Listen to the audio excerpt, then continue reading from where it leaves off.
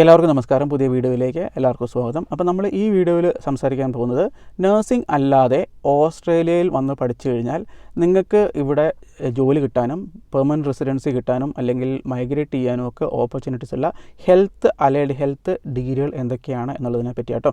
അപ്പോൾ പലപ്പോഴും നമ്മൾ ഇങ്ങനത്തെ വീഡിയോസിലൊക്കെ സംസാരിക്കുമ്പോൾ പലപ്പോഴും നഴ്സിംഗ് ഓപ്പർച്യൂണിറ്റീസിലേക്ക് ചുരുങ്ങി പോകാറുണ്ട്. ഇപ്പം ഞാനാണെങ്കിലും അങ്ങനെ തന്നെയാണ്. കാരണം എന്ന് വെച്ചാൽ ഏറ്റവും കൂടുതൽ ഇവിടെ ഓപ്പർച്യൂണിറ്റീസ് ഉള്ളത് ഏറ്റവും കൂടുതൽ ആളുകൾ ട്രൈ ചെയ്യുന്ന ഒരു ഒക്യുപ്പേഷൻ ആയതുകൊണ്ടാണ് നമ്മൾ ആ രീതിയിലേക്ക് വീഡിയോ ചെയ്യുന്നത്. അപ്പോൾ നമ്മൾ ഈ അടുത്തൊരു വീഡിയോസിൻ്റെ അണ്ടറിൽ നമ്മളൊരു കമൻറ്റ് കണ്ടു, നഴ്സിംഗ് അല്ലാതെ അലൈഡ് ഹെൽത്ത് സെക്ടറിൽ ഇവിടെ സാധ്യതയുള്ള ബാച്ചിലർ ഡിഗ്രികൾ എന്തൊക്കെയാണ് എന്നുള്ളതാണ് കേട്ടോ. അപ്പോൾ ഇവിടുത്തെ ഒരു കാര്യം പറയുകയാണെങ്കിൽ ഞാൻ ഈ പറയുന്നത് ഒരു ഇൻ്റർനാഷണൽ സ്റ്റുഡൻറ്റിൻ്റെ പെർസ്പെക്റ്റീവിലാണ്. അപ്പോൾ ഇൻ്റർനാഷണൽ സ്റ്റുഡൻ്റ് എന്ന് പറഞ്ഞു കഴിഞ്ഞാൽ നമ്മളിവിടെ ഒരു കോഴ്സ് പഠിക്കാൻ വന്നു കഴിഞ്ഞാൽ ഇവിടെ ഒന്ന് ജോബ് മാർക്കറ്റ് വേണം, അതേപോലെ തന്നെ ഇവിടെ സ്കിൽഡ് ഷോർട്ടേജ് ലിസ്റ്റിൽ ഒക്യുപ്പേഷനിൽ ആയിരിക്കുകയും അതേപോലെ തന്നെ പെർമനൻറ്റ് റെസിഡൻസിന് ഓപ്പർച്യൂണിറ്റി വേണം. ഇപ്പോൾ ഒരു ഡൊമസ്റ്റിക് സ്റ്റുഡൻറ്റിനെ സംബന്ധിച്ചാണെങ്കിൽ അവർക്ക് വിസ സോർട്ട് ഔട്ട് ചെയ്യേണ്ട, അവർക്ക് ഓൾറെഡി ഇവിടെ വർക്ക് റൈറ്റ് ഉണ്ട്. ഇവിടെ എന്ത് കോഴ്സ് പഠിച്ചു കഴിഞ്ഞാലും അലൈഡ് ഹെൽത്ത് സെക്ടറിലൊക്കെ ജോലി കിട്ടാൻ വലിയ ബുദ്ധിമുട്ടൊന്നുമില്ല. ഇപ്പോൾ സർട്ടിഫിക്കറ്റ് കോഴ്സുകൾ കഴിഞ്ഞാലും ഇവിടെ ജോലി കിട്ടും. പക്ഷേ ഒരു ഇൻ്റർനാഷണൽ സ്റ്റുഡൻറ്റിനെ സംബന്ധിച്ചിടത്തോളം കുറേ ക്രൈറ്റീരിയാസ് ഇവിടെ ജോലി കിട്ടാനും ഇവിടെ പെർമനൻറ്റ് റെസിഡൻസിക്കുമൊക്കെ മീറ്റ് ചെയ്യേണ്ടതുണ്ട്. അപ്പോൾ അങ്ങനെയുള്ള കാര്യങ്ങളൊക്കെ ഇവാലുവേറ്റ് ചെയ്തിട്ടാണ് നമ്മൾ കുറച്ച് കോഴ്സുകളുടെ കാര്യം പറയുന്നത് കേട്ടോ. അപ്പോൾ എന്നോർത്തുകൊണ്ട് ഇവിടെ വേറെ ഒന്നിനും ജോലി സാധ്യതയില്ല എന്നൊന്നുമില്ല. അപ്പം ഈ ഒരു കുറച്ച് കോഴ്സുകൾക്ക് ഇവിടെ ഇൻ്റർനാഷണൽ സ്റ്റുഡൻറ്റ് എന്ന രീതിയിൽ കുറച്ചും കൂടെ എളുപ്പമായിരിക്കും. അപ്പോൾ നമുക്ക് ആദ്യം കോഴ്സുകളുടെ കാര്യം കിടക്കാം. ഇപ്പോൾ നഴ്സിംഗ് ഇതിനകത്ത് ഉൾപ്പെടില്ല, കാരണം നഴ്സിംഗിന് അല്ലാതെയുള്ള ഡിഗ്രികളാണ് പറയാൻ പോകുന്നത്.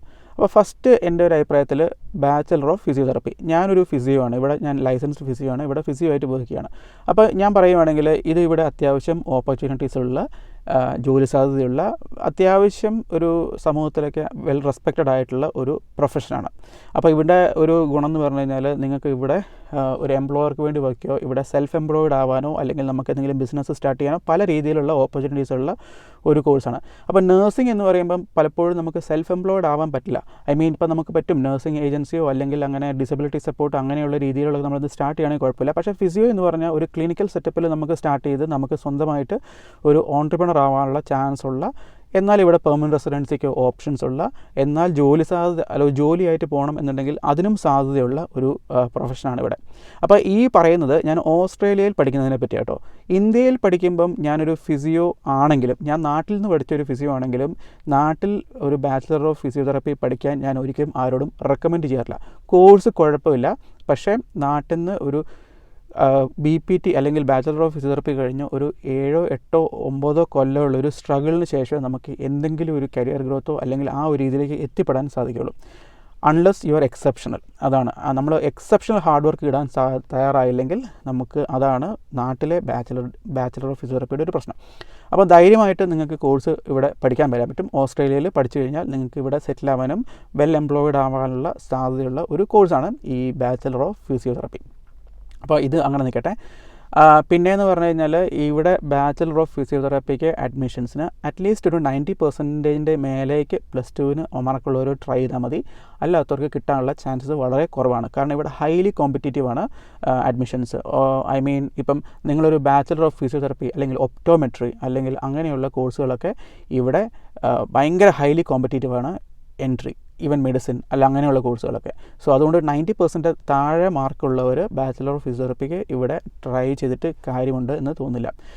ഓക്കെ, അപ്പോൾ അതങ്ങനെ നിൽക്കട്ടെ. ഇനിയിപ്പോൾ രണ്ടാമത്തെ കോഴ്സിനെ പറ്റി പറയുവാണെങ്കിൽ ബാച്ചലർ ഓഫ് ഒക്യുപേഷണൽ തെറാപ്പി. ഈ ഫിസിയോതെറാപ്പി പോലെ തന്നെ അത്യാവശ്യം ജോലി സാധ്യതയും പെർമനൻറ്റ് റെസിഡൻസി ഓപ്പർച്യൂണിറ്റീസും അല്ലെങ്കിൽ കരിയർ ഗ്രോത്തും ഈവൻ സെൽഫ് എംപ്ലോയ്ഡ് ആവാനുള്ള ഓപ്പർച്യൂണിറ്റീസ് ഉള്ള ഒരു കോഴ്സാണ് ബാച്ചലർ ഓഫ് ഒക്യുപേഷണൽ തെറാപ്പി. അപ്പം ഇവിടെ എന്ന് പറഞ്ഞു കഴിഞ്ഞാൽ ഡിസബിലിറ്റി സെക്ടറിൽ ഏറ്റവും കൂടുതൽ ഇംപ്ലിക്കേഷൻ അല്ലെങ്കിൽ ഏറ്റവും കൂടുതൽ ഒരു പങ്കുള്ള ഒരു ഒക്യുപ്പേഷനാണ് ഒക്യുപേഷണൽ തെറാപ്പി. സോ പലപ്പോഴും ഇവിടുത്തെ പല ഡിസേബിൾഡ് ആളുകളുടെയും അവരുടെ ഫണ്ടിങ് വരെ ഡിസൈഡ് ചെയ്യുന്നത് ഒക്യുപേഷണൽ തെറാപ്പിസ്റ്റിൻ്റെ റിപ്പോർട്ട് വഴിയാണ്.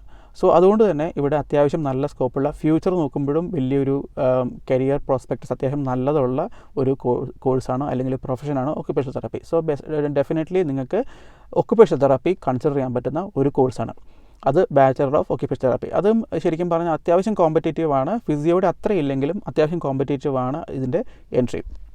പിന്നെ മൂന്നാമത്തെന്ന് പറഞ്ഞു കഴിഞ്ഞാൽ മെഡിക്കൽ ലബോറട്ടറി സയൻസസ് എന്ന് പറഞ്ഞൊരു കോഴ്സുണ്ട്, bachelor of medical laboratory sciences. ഈ കോഴ്സും ശരിക്കും പറഞ്ഞാൽ അത്യാവശ്യം സ്കോപ്പുണ്ട്. സെൽഫ് എംപ്ലോയ്ഡ് ആവാനുള്ള ചാൻസസ് അത്രയ്ക്കും ഈ ഫിസിയോയും ഒ ടിയും പോലെ ഇല്ലെങ്കിലും അത്യാവശ്യം ജോലി കിട്ടാനും ഇവിടെ പെർമനൻറ്റ് റെസിഡൻസിക്ക് ഓപ്പർച്യൂണിറ്റീസ് ഉള്ള ഒരു പ്രോഗ്രാമാണ്. മേ ബി ഞാൻ പറഞ്ഞുതരാം, ഇപ്പം നിങ്ങൾ IELTS PTA കൊടുക്കണം നിങ്ങൾ ഇങ്ങനത്തെയുള്ള കോഴ്സുകൾക്ക് അഡ്മിഷൻ കിട്ടണം എന്നുണ്ടെങ്കിൽ.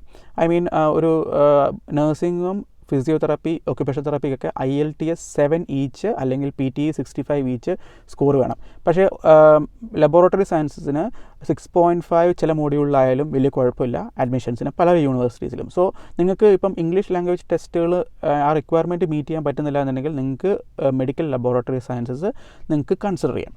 സോ അതൊരു അത്യാവശ്യം നല്ല കോഴ്സ് തന്നെയാണ്, നിങ്ങൾക്ക് സ്കോപ്പുണ്ട്. അതേപോലെ തന്നെ നിങ്ങൾക്ക് ഫർദർ സ്റ്റഡീസിനും അത്യാവശ്യം ഓപ്പർച്യൂണിറ്റീസ് ഉള്ള ഒരു ഫീൽഡാണ് ഈ മെഡിക്കൽ ലബോറട്ടറി സയൻസസ്. അപ്പോൾ നമ്മൾ വേറൊരു കാര്യമാണ് പറയാനുള്ളത്. ഇവിടെ എന്ന് പറഞ്ഞു കഴിഞ്ഞാൽ നിങ്ങളൊരു ബാച്ചിലർ ഡിഗ്രി ഏതെങ്കിലും ഒരു ഹെൽത്ത് കെയർ പ്രൊഫഷണലിൽ എടുത്തു എന്ന് വിചാരിച്ചോളൂ.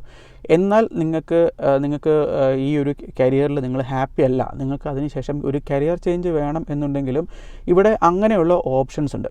അപ്പോൾ പലപ്പോഴും ഞാൻ ഈ എൻട്രി ലെവൽ മാസ്റ്റേഴ്സ് പ്രോഗ്രാമുകളുടെയൊക്കെ കാര്യങ്ങൾ പറഞ്ഞിട്ടുണ്ട്. അപ്പം നിങ്ങളൊരു ഫിസിയോ ആണോ, നിങ്ങൾക്ക് ഫിസിയോ ആയിട്ട് നിങ്ങൾക്ക് വർക്ക് ചെയ്യാൻ ഇഷ്ടമില്ലെങ്കിൽ നിങ്ങൾക്ക് വേണമെങ്കിൽ നഴ്സിങ്ങിന് പോകാം, അല്ലെങ്കിൽ ഒക്യുപേഷൻ തെറാപ്പിക്ക് മാസ്റ്റേഴ്സ് ലെവലിൽ പഠിക്കാം, എന്നിട്ട് നിങ്ങൾക്കൊരു ഒക്യുപേഷൻ തെറാപ്പിസ്റ്റ് ആവാം. അതേപോലെ തന്നെ നിങ്ങളൊരു എന്താ പറയുക ഒരു നേഴ്സാണ്, നിങ്ങൾ ആ ജോബിൽ ഹാപ്പി അല്ലെങ്കിൽ നിങ്ങൾക്ക് ഒക്യുപേഷൻ തെറാപ്പിക്ക് പോകാം, അല്ലെങ്കിൽ ഫിസിയോ ആവാം, അല്ലെങ്കിൽ നിങ്ങൾക്ക് മെഡിസിന് പോകാം. അപ്പോൾ ഇവിടെ ഫോർ എക്സാമ്പിൾ ഇപ്പോൾ ഒരു ഫിസിയോയോ അല്ലെങ്കിൽ ഒരു അലൈഡ് ഹെൽത്ത് ഡിഗ്രിയോ അല്ലെങ്കിൽ ഏത് ഡിഗ്രി കഴിഞ്ഞ ആളുകൾക്കാണെങ്കിലും ഇവിടെ ഒരു നിങ്ങൾക്ക് GAMSAT എന്ന് പറഞ്ഞൊരു എക്സാം ഉണ്ട്. ആ എക്സാം എഴുതി കഴിഞ്ഞാൽ നിങ്ങൾക്ക് മെഡിസിനും ജോയിൻ ചെയ്യാം. സോ ബേസിക്കലി ഇവിടുത്തെ ഒരു അലൈഡ് ഹെൽത്ത് ഡിഗ്രി എന്ന് പറഞ്ഞു കഴിഞ്ഞാൽ അത് ഒരു ബേസ് ആയിട്ട് എടുത്ത് നിങ്ങളൊരു പ്രൊഫഷനിലേക്ക് കയറുക. ആ ഒരു പ്രൊഫഷണൽ ഹാപ്പി അല്ലെങ്കിൽ നിങ്ങൾക്ക് ഫർദർ സ്റ്റഡീസിനുള്ള ഓപ്പർച്യൂണിറ്റീസ് ഡെഫിനറ്റ്ലി ഉണ്ട്. അപ്പോൾ ഇവിടെ നിങ്ങൾ വരുമ്പം ഇനീഷ്യൽ ഡിഗ്രി എന്ന് പറഞ്ഞാൽ നിങ്ങൾ എപ്പോഴും ശ്രദ്ധിക്കേണ്ടത് ഇവിടെ പെർമനൻറ്റ് റെസിഡൻസി കിട്ടാൻ ഹെൽപ്പ് ചെയ്യുന്ന രീതിയിലുള്ള കോഴ്സുകൾ എടുക്കാം. അപ്പോൾ ഈ 3 കോഴ്സുകളും വലിയ ഒരു കുഴപ്പമില്ലാത്ത കോഴ്സാണ്. ഇതിൻ്റെ കൂടെ തന്നെ നമ്മൾ കൂട്ടി വായിക്കേണ്ട വേറൊരു കോഴ്സാണ് ബാച്ചിലർ ഓഫ് സോഷ്യൽ വർക്ക്. അതൊരു പ്യുവർലി അലൈഡ് ഹെൽത്ത് സെക്ടറിലുള്ള ജോബ് ആണോ എന്ന് ചോദിച്ചാൽ അല്ല. കാരണം ഈ സോഷ്യൽ വർക്ക് എന്ന് പറഞ്ഞു കഴിഞ്ഞാൽ മൾട്ടിപ്പിൾ സെക്ടേഴ്സിൽ വർക്ക് ചെയ്യാൻ പറ്റുന്ന ഒരു പ്രൊഫഷനാണ്. മേ ബി ഹെൽത്ത് സെക്ടറിൽ വർക്ക് ചെയ്യാം, മെൻ്റൽ ഹെൽത്തിൽ വർക്ക് ചെയ്യാം, പിന്നെ ഡിസബിലിറ്റി സപ്പോർട്ടിൽ വർക്ക് ചെയ്യാം, പിന്നെ ചൈൽഡ് ആൻഡ് യൂത്ത് വെൽഫെയറിൽ വർക്ക് ചെയ്യാം, അല്ലെങ്കിൽ ഹോംലെസ്നെസ് അങ്ങനെയുള്ള ഫീൽഡിൽ വർക്ക് ചെയ്യാം. അങ്ങനെ മൾട്ടിപ്പിൾ ഫാക്ടർ അല്ലെങ്കിൽ ജനറൽ വെൽഫെയർ സെക്ടറിൽ വർക്ക് ചെയ്യാം. അങ്ങനെ ഒരുപാട് സെക്ടേഴ്സിൽ വർക്ക് ചെയ്യാൻ പറ്റുന്ന അല്ലെങ്കിൽ അങ്ങനെയൊരു ജോബാണ്. So even bachelor of social വർക്കും ഇവിടെ അത്യാവശ്യം പെർമനൻറ്റ് റെസിഡൻസി ഓപ്പർച്യൂണിറ്റീസും ജോബ് ഓപ്പർച്യൂണിറ്റീസും ഉള്ള ഒരു കോഴ്സാണ്. എസ്പെഷ്യലി ഞാൻ കണ്ടിരിക്കുന്നത് ക്ലിനിക്കൽ സോഷ്യൽ വർക്കേഴ്സിന് അദ്ദേഹം നല്ല വെൽ പെയ്ഡാണ്. ലൈക്ക് ഓൾമോസ്റ്റ് കുറച്ച് റീജിയണൽ ഏരിയാസിലേക്കൊക്കെ ആണെങ്കിൽ പറയുകയും കൂടെ വേണ്ട, നല്ലപോലെ ഓപ്പർച്യൂണിറ്റീസ് ഉള്ള ഒരു സെക്ടറാണ് സോഷ്യൽ വർക്ക്. സോ ആ ഒരു സെക്ടറിലുള്ള കോഴ്സുകളും വരുന്നത് വലിയൊരു കുഴപ്പമില്ല കാര്യമല്ല. അപ്പോൾ എൻ്റെ റെക്കമെൻഡേഷനിൽ നഴ്സിംഗ് അല്ലാതെ നിങ്ങൾ അലൈഡ് ഹെൽത്ത് അല്ലെങ്കിൽ ഹെൽത്ത് സെക്ടറിൽ പഠിക്കാൻ വരുവാണെങ്കിൽ ഈ 4 കോഴ്സുകൾ കൺസിഡർ ചെയ്യുന്നതായിരിക്കും ഏറ്റവും ബെസ്റ്റ് എന്നോർത്തുകൊണ്ട് ഞാൻ വീണ്ടും പറയുന്നു, ഈ ഒരു സെക്ടറിലല്ലാതെ ബാക്കി ഒരു സെക്ടറിലും ജോലി സാധ്യത ഇല്ല എന്നില്ല. ഒരു ഡൊമസ്റ്റിക് സ്റ്റുഡൻ്റ് ആണെങ്കിൽ ഇവിടെ എന്ത് പഠിച്ചു കഴിഞ്ഞാലും ജോലി കിട്ടും. നിങ്ങളിപ്പോൾ ഒരു ബാച്ചിലർ ഡിഗ്രി തന്നെ പഠിക്കണമെന്നില്ല, സർട്ടിഫിക്കറ്റ് ലെവലിലുള്ള കോഴ്സുകളൊക്കെ ഉണ്ട്. അതൊക്കെ ഇവിടെ ഡൊമസ്റ്റിക് സ്റ്റുഡൻസിനെ സ്കോപ്പുള്ളൂ എന്നുള്ളതാണ് സത്യം. അപ്പം നമ്മൾ ഈ സംസാരിച്ചത് ഫുള്ള് ഒരു ഇൻ്റർനാഷണൽ സ്റ്റുഡൻറ്റിൻ്റെ പെർസ്പെക്റ്റീവിലാണ് കേട്ടോ. നമ്മൾ ഒരിക്കലും ഒരു ഡൊമസ്റ്റിക് സ്റ്റുഡൻറ്റിന് വേറെ തന്നെ കാര്യങ്ങളാണ്. ഇവിടുത്തെ നമ്മൾ പഠിക്കാൻ പറ്റുന്ന ഓപ്ഷൻസും പഠിക്കാനുള്ള കാര്യങ്ങളും എല്ലാം വേറെ വേറെയാണ്. സോ ഇവിടെ ജോബ് ഓപ്പർച്യൂണിറ്റീസും ഞാൻ പറഞ്ഞുതരാം. പലപ്പോഴും ഇവിടെ ചിലപ്പോൾ നമ്മൾ ഡൊമസ്റ്റിക് സ്റ്റുഡൻറ്റിനേക്കാളും അല്ലെങ്കിൽ ഇവിടെയുള്ള ഒരാളെക്കാളും വെൽ ക്വാളിഫൈഡ് ആയിരിക്കും. പക്ഷേ നമുക്ക് വിസ ഓപ്ഷൻസ് കുറവായതുകൊണ്ട് ചിലപ്പം ജോലി കിട്ടിയെന്ന് വരില്ല. സോ അതുകൊണ്ടാണ് നമ്മൾ ഈ ഒരു 4 കോഴ്സുകൾ ചെറിപ്പിക്ക് ചെയ്തത്. അപ്പം ഈ വീഡിയോ ഇഷ്ടപ്പെടുന്നു വിചാരിക്കുന്നു. ഇതുപോലുള്ള വീഡിയോസ് ഇഷ്ടമാണെങ്കിൽ നിങ്ങൾ കമൻറ്റ് ചെയ്യുക. വീണ്ടും പുതിയ ഇൻട്രസ്റ്റിംഗ് വീഡിയോസുമായിട്ട് നമ്മൾ വരുന്നുണ്ട്. അപ്പോൾ ഞാൻ എൻ്റെ ഫേസ്ബുക്ക് പ്രൊഫൈലിൻ്റെ ലിങ്ക് അതിൻ്റെ ഇത് ഞാൻ ഇവിടെ കൊടുത്തിട്ടുണ്ട്. അതേപോലെ തന്നെ നമുക്കൊരു ഫേസ്ബുക്ക് ഗ്രൂപ്പും ഉണ്ട്. ആ ഗ്രൂപ്പിലും കുറേ കാര്യങ്ങൾ ചെയ്യുന്നുണ്ട്. അതായത് നമ്മൾ കോഴ്സുകളുടെ ഇൻഫർമേഷൻ അങ്ങനെയുള്ള കാര്യങ്ങളൊക്കെ നമ്മളിപ്പോൾ ഫ്ലയേഴ്സായിട്ടും അല്ലെങ്കിൽ പോസ്റ്റേഴ്സായിട്ടുമൊക്കെ നമ്മൾ അതിനകത്ത് ഇടാറുണ്ട്. സോ നിങ്ങൾക്ക് താല്പര്യമുള്ളവർക്ക് അതിനകത്തും ജോയിൻ ചെയ്യാനുള്ള ലിങ്ക് ഇതിൻ്റെ ഡിസ്ക്രിപ്ഷൻ ബോക്സിൽ നമ്മൾ ഇട്ടിട്ടുണ്ട്.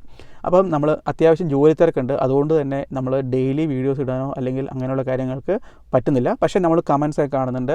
നിങ്ങളുടെ കമൻസും നിങ്ങളുടെ ഫീഡ്ബാക്കും ഒക്കെ കണ്ടുകൊണ്ട് തന്നെയാണ് നമ്മൾ വീഡിയോസ് ക്രിയേറ്റ് ചെയ്യുന്നത് കേട്ടോ. അപ്പോൾ ഈ വീഡിയോസ് ഹെൽപ്ഫുൾ ആണെങ്കിൽ നിങ്ങൾ എന്തായാലും കമൻറ്റ് ചെയ്യുക. നിങ്ങൾ എവിടെ നിന്നാണ് കാണുന്നതെന്ന് കമൻറ്റ് ചെയ്യാൻ പറ്റുവാണെങ്കിൽ ഏറ്റവും അടിപൊളിയായിരിക്കും. കാരണം എനിക്ക് മനസ്സിലാവുന്നില്ല നമ്മുടെ വ്യൂവേഴ്സ് എവിടെ നിന്നാണ്, നാട്ടിൽ നിന്നാണോ. കുറേ പേരൊക്കെ UK നിന്നും കുറേ പേരൊക്കെ ഓസ്ട്രേലിയയിൽ നിന്നൊക്കെ കാണുന്നുണ്ട്. അപ്പോൾ അതും കൂടെ നിങ്ങൾ കമൻറ്റ് ചെയ്താൽ വളരെ അടിപൊളിയായിരിക്കും. പിന്നെ നിങ്ങൾക്ക് ഗ്രൂപ്പിലേക്കുള്ള ലിങ്ക് നിങ്ങൾ ഈ ഫസ്റ്റ് കമൻറ്റിൽ പിൻ ചെയ്തിട്ടുണ്ടാകും. നിങ്ങൾക്ക് ഗ്രൂപ്പിൽ ജോയിൻ ചെയ്യാം. അതേപോലെ തന്നെ എൻ്റെ ഫേസ്ബുക്ക് പ്രൊഫൈലിൽ നിങ്ങളിത് കാണാം. നിങ്ങൾക്ക് വേണമെങ്കിൽ അത്യാവശ്യമുള്ള കാര്യങ്ങളൊക്കെ കാര്യങ്ങളൊക്കെ അതിനകത്ത് ചോദിക്കാം. പിന്നെ നമ്മൾ മോസ്റ്റ് ഓഫ് ദ തിങ്സ് നമ്മൾ വീഡിയോസിൽ തന്നെ കവർ ചെയ്യുന്നുണ്ട്. നിങ്ങൾ പലപ്പോഴും ഒരു പ്രാവശ്യം ഈ ചാനൽ കണ്ടിട്ട് പിന്നെ തിരിച്ചു വരാത്തത് കൊണ്ട് ചിലപ്പോൾ നിങ്ങളുടെ തന്നെ ക്വസ്റ്റ്യൻസ് ഞാൻ ഇതിനകത്ത് ആൻസർ ചെയ്തിട്ടുണ്ടാവും, പക്ഷേ ചിലപ്പോൾ നിങ്ങളത് കാണുന്നുണ്ടാവില്ല. സോ ഡെഫിനറ്റ്ലി നിങ്ങൾ ഇടയ്ക്കൊന്ന് നോക്കിക്കഴിഞ്ഞാൽ ചിലപ്പോൾ നിങ്ങളുടെ ക്വസ്റ്റ്യൻസ് ഇതിനകത്ത് ആൻസർ ചെയ്തതായിട്ട് നിങ്ങൾക്ക് കാണാൻ പറ്റുമായിരിക്കും കേട്ടോ. അപ്പോൾ വീഡിയോ ഇഷ്ടപ്പെടുന്നതായിരിക്കുന്നു. അപ്പോൾ നമുക്ക് വീണ്ടും കാണാം.